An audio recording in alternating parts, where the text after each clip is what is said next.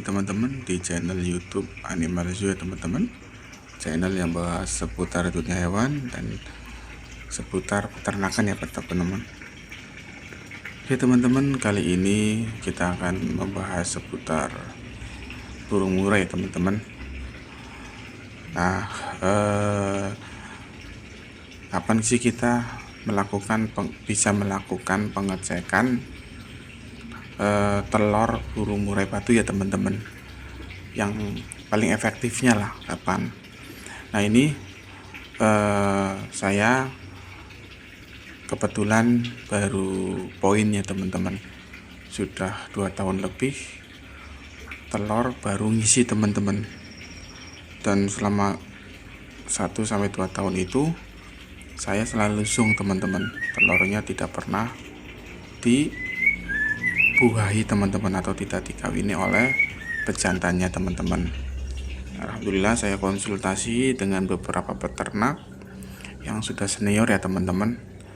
Saya dikasih saran dengan ditambahkan EF ulat Hongkong setiap pagi, serta jangkriknya itu diberikan kunyit ya, dan pakannya full sampai pagi, tidak sampai kosong. Alhamdulillah ada perubahan teman-teman, serta seringkali dipancing sama suara-suara murai batu kawinnya teman-teman. Itu sebagai bentuk pancingan teman-teman untuk pejantan itu mau mengawini ya teman-teman. Nah itu barangkali nanti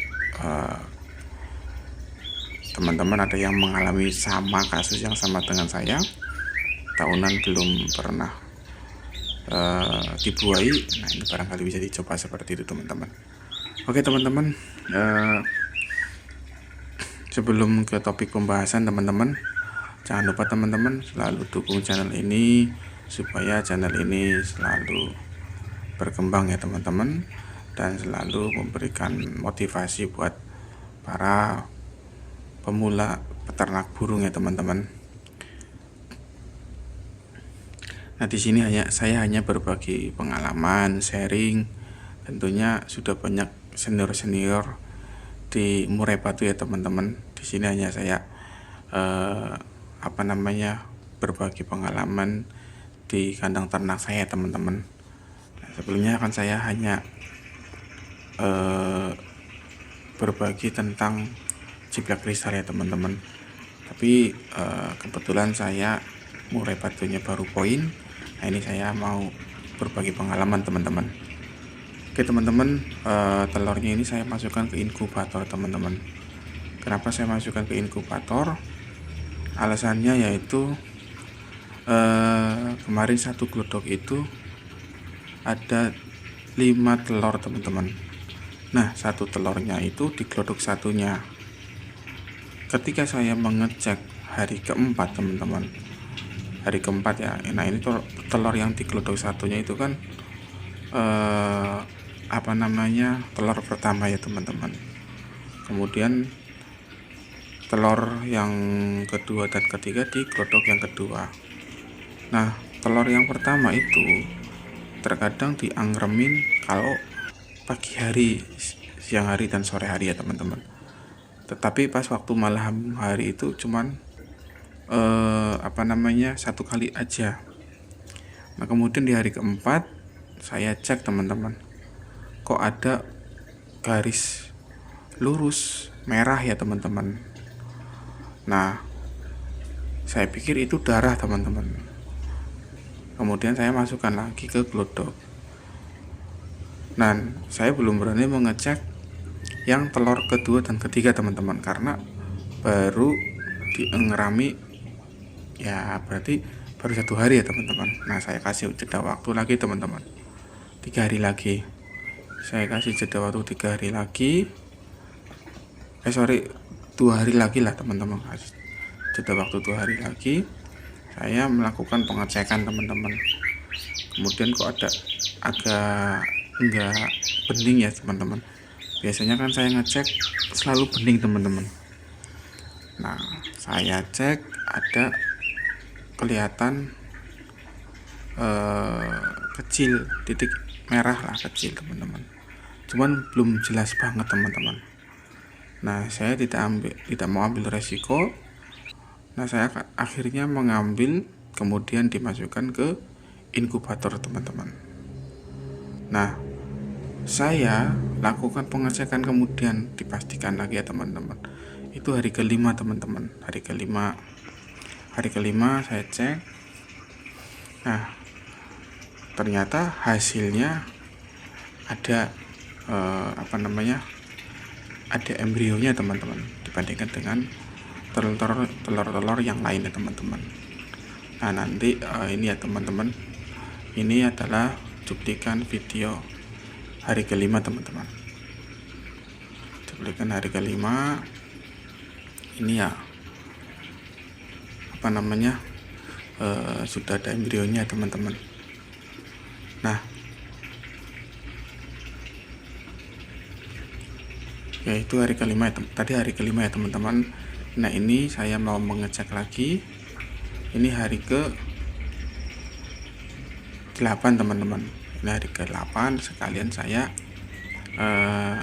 memasukkan atau mengecek air yang ada di nampan ya teman-teman, sebagai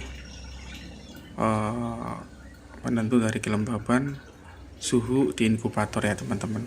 Karena saya pernah teman-teman sampai kehabisan ya, akhirnya telurnya tidak menetas dan dalamnya itu mengering ketika saya cek teman-teman. Nah gitu ya teman-teman. Oke, nanti kita lihat ya teman-teman hari ke-8 seperti apa. Saya pause dulu ya teman-teman.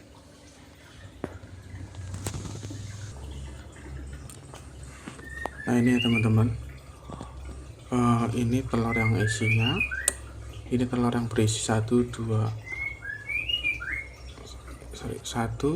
3, dan ini telur yang tidak isi ya teman-teman. Kita cek ambil ya teman-teman.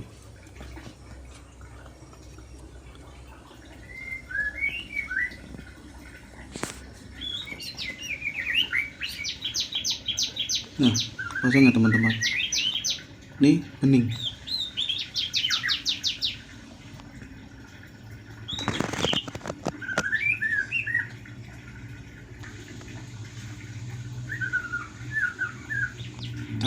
Jelasin lagi teman-teman, ini bening ya teman-teman. Satu lagi,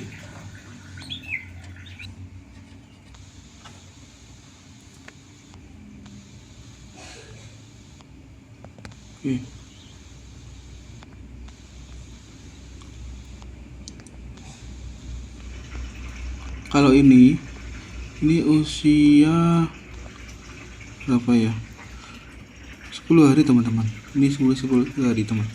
Ini kan ada ya kosong teman-teman. Kita bandingkan dengan usia 8 hari teman-teman. Nah ini teman-teman, ini terlihat ya, agak kehitaman dan uratnya kelihatan ya teman-teman. Ini hitam.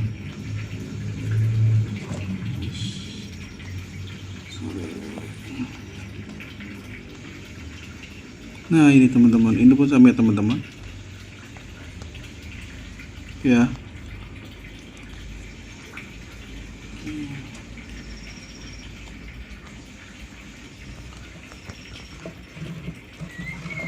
Saya tambah air dulu ya teman-teman, ini udah mau habis.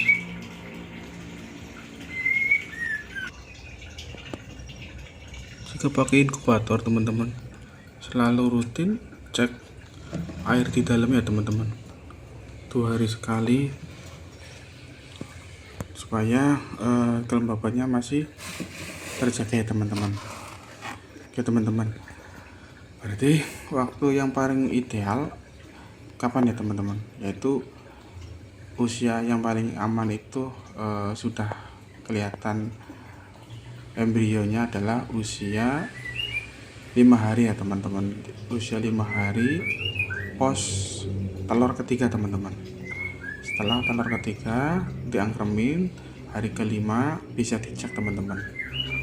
Pasti bisa kelihatan teman-teman, itu sudah ada urat titik kemerahannya teman-teman. Jika ada embrio biasanya bergerak-gerak teman-teman. Oke, seperti itu saja teman-teman yang bisa saya share pengalaman saya teman-teman.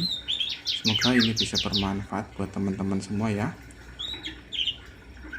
Kurang lebihnya saya mohon maaf jika ada kekurangan. Saya di sini hanya bertujuan untuk berbagi pengalaman ya teman-teman. Barangkali saya ada yang salah bisa diberi masukan di kolom komentar ya teman-teman.